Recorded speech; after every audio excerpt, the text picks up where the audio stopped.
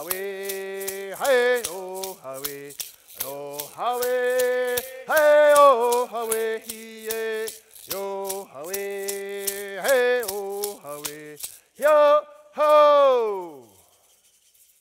Shwee!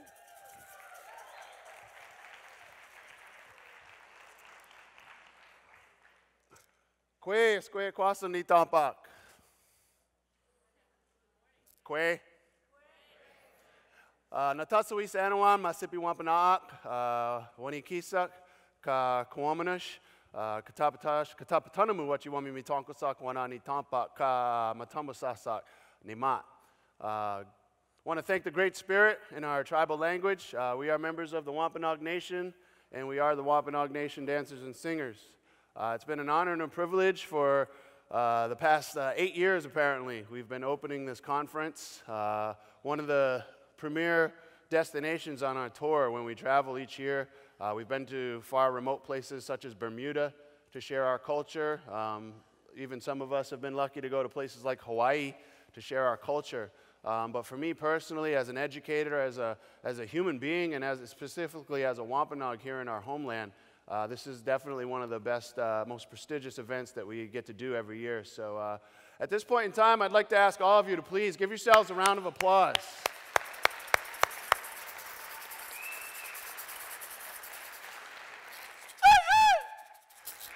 I want to thank all of you for being here because I'm sure some of you have busy schedules. We have 40-hour jobs if we're lucky, some of us 80-hour work weeks. A lot of time spent indoors, a lot of times probably focusing on issues other than our environment and sustainability. So to see the amount of people who are here every year that take time out of their day to show that they care about the environment, to show that they care about our future. As a Wampanoag, that's really something that we need to see more of. We were here when the Pilgrims washed up on our shores. We did our best to welcome them, even though their ways were very different from ours. When they shared their ways with us, we had every right to tell them, you know, that's not going to work. A square house? Who in their right mind would do something so ludicrous? I've never seen a bird build a square bird's nest. Are you silly? We could have poked fun at their ways, their customs, you know, all the excessive clothing that they wore, and that many of us still wear today. When you see how we're dressed here today, this is my winter attire. During the winter months, I don't need to rely on fossil fuels to heat my home because I'm acclimated to being outdoors. I don't need to rely on air conditioning and Freon going up into my environment all summer long because I'm outdoors and I wear less. So I highly encourage all of you to start taking more clothes off. Not getting promiscuous here, but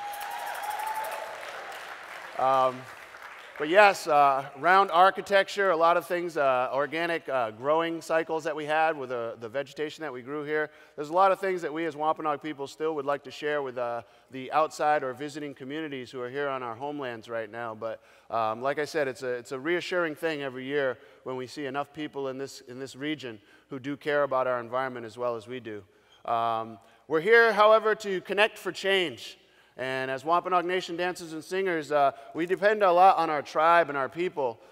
We have actually a couple different groups, different communities within the Wampanoag Nation represented here on our stage today. And I'm going to turn the microphone over to the rest of our group and allow them to introduce themselves and speak on behalf of representing their community.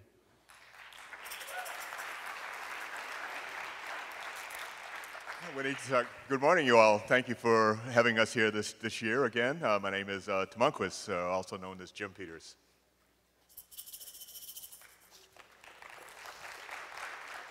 Wanikisak, Natasuis, Danielle, Nutomas, Mashpee, Wampanoag.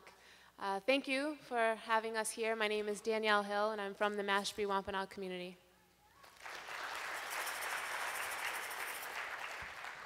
Cha Wanimantamp and Natasuis Nahanak, Wana Jonathan Perry, Nutomas Aquinnah, Sankunai Natapa. Hello, my name is Jonathan Perry, and I'm Aquinnah Wampanoag from Martha's Vineyard, part of the Wampanoag Nation, and I asked you how you're doing. Kui Kwasan, Natasuis Nanawita Kakiri, Nutomas Masipiat, and North Falmouthut. I'm very pleased to be here again this year. I work with, I'm a Mashpee Wampanoag, and I work for my tribe in the education department, and it's all about the future and our children, and I'm so glad for this organization, Connecting for Change. Yes, I'm thankful for those who did introduce what they get to do, as Kitty just did at the end. Jim Peters, he works up in the State House trying to help us protect our Aboriginal rights to hunt and fish, and a lot of the other programs that he's got his hands involved in. He's not just here performing on stage, pretending to be something from long ago. He actively lives a Wampanoag life today in a political realm. My cousin Danielle here, she works at Plymouth Plantation. For those of you who are familiar, that's a living history museum where, for those of us who have been fortunate to work there, it's the closest we can go to back in time where we were able to live this way and things were going well for us for the thousands of years that it sustained. Jonathan, I believe he, wears many hats. Cultural Resource Monitor, I believe he's on his council now, his tribal council. He's a Aquinnah tribal councilman. So he's a royal figure in his community. He gets to make a lot of concrete decisions that impact his people and future generations. So we all do our best beyond just singing and sharing our songs and our customs. Our lands have been under attack for over 400 years. Our language has been under attack for over 400 years. Our clothing style, as I mentioned, has been oppressed, and laws that were actually prevented from allowing us to live in our round, sustainable homes. Despite all of these efforts to pretty much remove any sign of those existence of those things, they're all still intact for our people. We have regained our language. We're now relearning it, and we're, for the first time in this generation, now teaching it to our future generation. That was something that was not offered. Our language was not something that was offered when we were young, but it's something that's very important to who we are and helps us understand our environment and ourselves. Our lands are still here. We're in the process of getting the federal government to return them to us and place them in trust for us.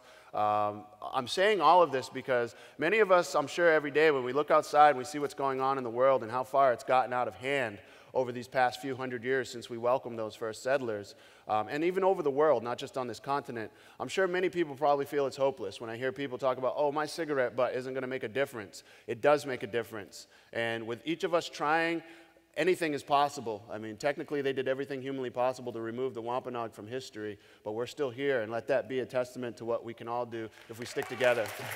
So, thank you. But as I mentioned, we're all here to connect for change, and as Wampanoag people, all of our ceremonies, the dance you saw us come in with was a robin dance, something even as insignificant as a robin. We have mosquito dances to honor the mosquito because it's an important part of our ecosystem, and without it, things would be different.